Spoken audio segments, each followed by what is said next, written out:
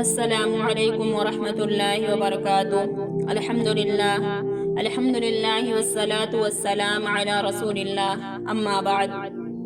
محترم ناظرین، آج ہم ایک ایسے دردناک موضوع پر بات کرنے جا رہے ہیں جو ہماری زندگیوں میں بگاڑ کا سب سے بڑا سبب بن چکا ہے، وہ ہے قرآن سے دوری۔ اللہ تعالیٰ نے قرآن کو صرف تلاوت کے لیے نہیں بلکہ ہدایت کے لیے نازل فرمایا۔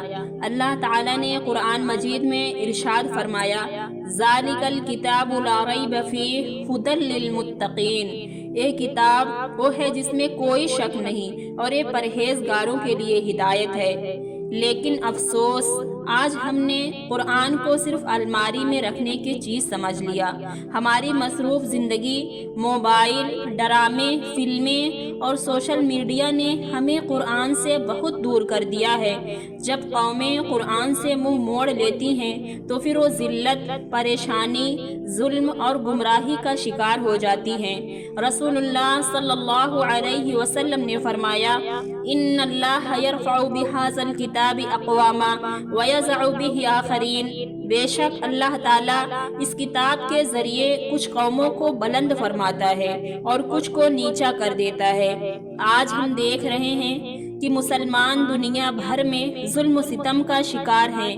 ہم بکھرے ہوئے ہیں، کمزور ہو چکے ہیں کیونکہ ہم قرآن کو چھوڑ چکے ہیں۔ اللہ تعالیٰ فرماتے ہیں، وَمَنْ أَعْرَضَ عَنْ ذِكْرِي فَإِنَّ لَهُ مَعِيشَةً ضَنْكًا۔ اور جو میرے ذکر قرآن سے منہ موڑے گا اس کی زندگی تنگ ہو جائے گی۔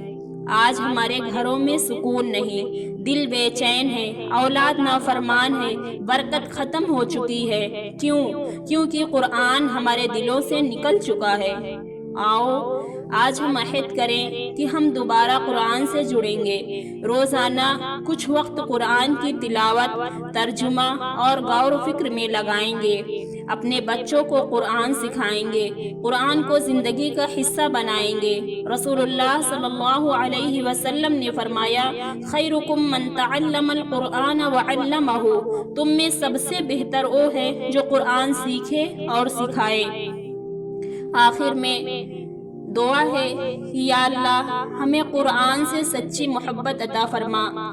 یا اللہ ہمارے دلوں کو قرآن کے نور سے منور فرما، ہمارے بچوں کے سینوں میں قرآن سے مزین فرما۔ یا اللہ ہمیں قرآن کے سائے میں زندگی گزارنے کی توفیق عطا فرما، ہمیں قیامت کے دن قرآن کا سفارشی بنا دے۔ آمین یا رب العالمین۔ جزاکم اللہ خیر۔